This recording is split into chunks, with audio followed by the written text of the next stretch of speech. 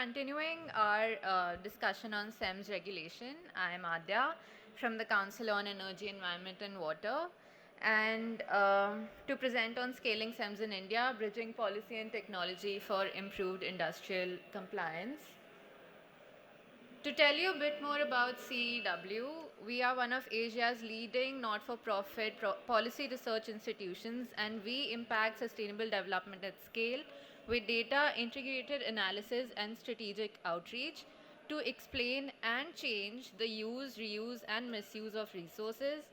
We are a team of 390 plus researchers and have impacted over 400 million lives and engaged with over 20 state governments in India. We work on three verticals, which are transformation, quality of life, and enablers.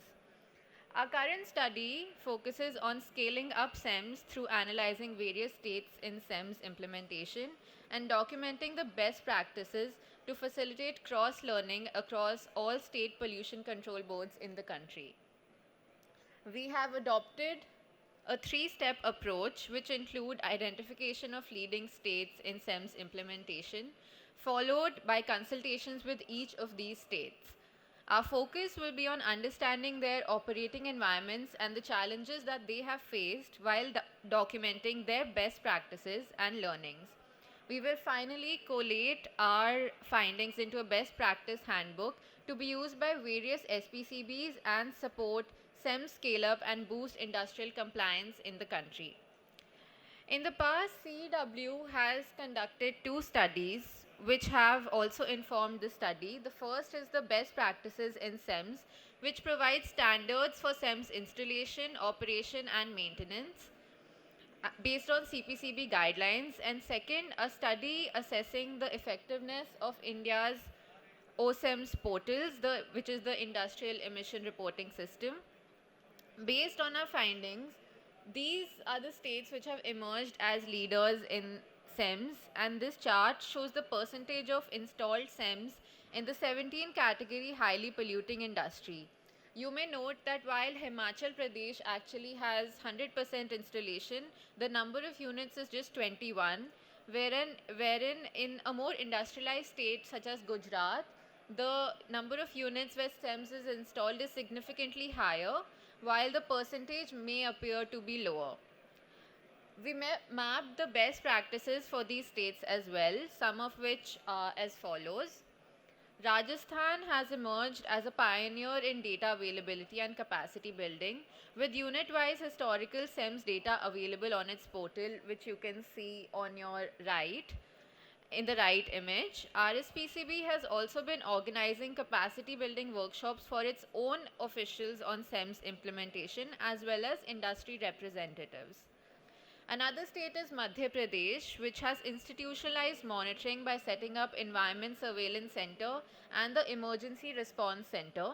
They not only issue directions on CEMS certification and the latest CPCB guidelines, but also organize workshops for their own officials and industry representatives on CEMS, as well as generate awareness on fake CEMS service providers. Gujarat has innovation in environmental regulation through its globally recognized emission trading project in Surat, which was internationally recognized and was a Earthshot Prize finalist in 2025. Here you can see the potential of Surat ETS in reducing PM emissions by 29% and an emission market dashboard which was prepared. Subsequently, this ETS was extended to the city of Ahmedabad as well, and right now there are talks in Rajasthan to have a sulfur dioxide based ETS which would be implemented soon. Another state we identified as a leader in CEMS implementation was Odisha, and we've conducted a successful consultation with OSPCB. Our consultations gave us several insights into their best practices. On data reliability alongside legal mandates, best practices included studying patterns of emissions as well as using pan-tilt zoom cameras for real-time monitoring. To raise institutional capacities, OSPCB is currently preparing centralized dashboards such as Prasar to efficiently use available officials for monitoring. There is an emphasis on centralized monitoring using live dashboards. The best practices include a central room which consolidates the real-time data and live cameras to allow continuous tracking and a unified view for regulators. Alerts are also issued exceedances in cases of exceedances through SMS and email.